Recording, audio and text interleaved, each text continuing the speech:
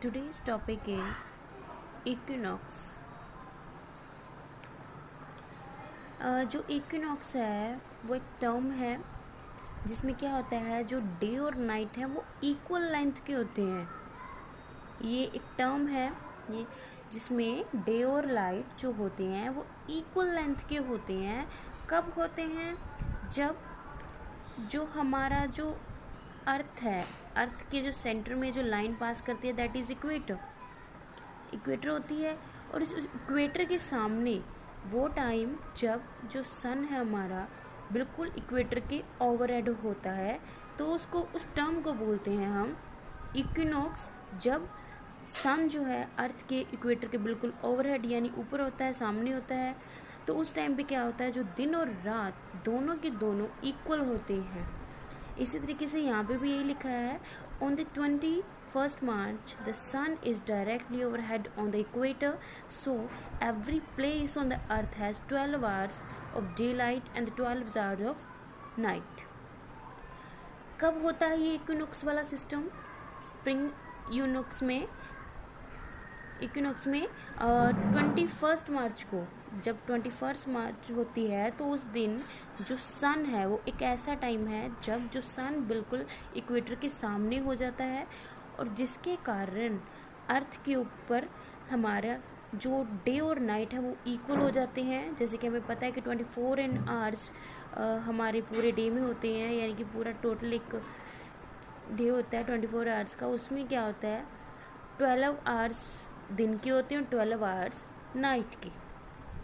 This called is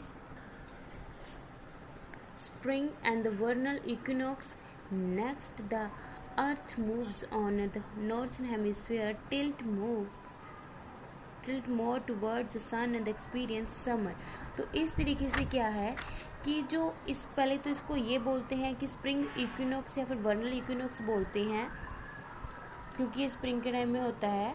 और यहाँ पे ये है कि जो नॉर्थन हेमिस्फीयर में क्या है, ये होता जो है जिसमें, तो उस टाइम पे क्या है, नॉर्थन हेमिस्फीयर सारा का सारा जो है अर्थ के सामने होता है, टुवार्ड्स होता है, और जिसके कारण वहाँ पे गर्मी भी होती है। इक्वेटर पे हमें पता है कि वैसे भी बहुत ज़्यादा गर्मी होती है।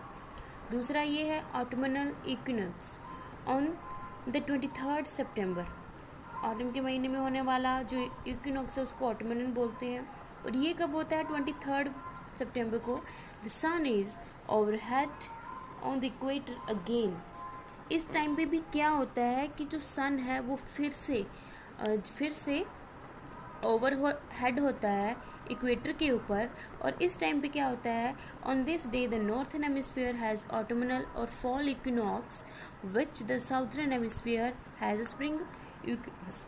तो इस टाइम पे ये है कि जो ऑटमनल का सीज़न होता है, तो वो सीज़न में होने वाला इक्विनॉक्स को हम बोलते हैं ऑटमनल इक्विनॉक्स। 23rd सितंबर को होता है। इस टाइम पे भी जो हमारी जो अर्थ है उसके ऊपर जो हमारा सेंट्रल लाइन है इक्वेटर, तो हमारी जो सन है, सन बिल्कुल ओवरहेड हो जाता है इक्वेटर के ऊपर भी।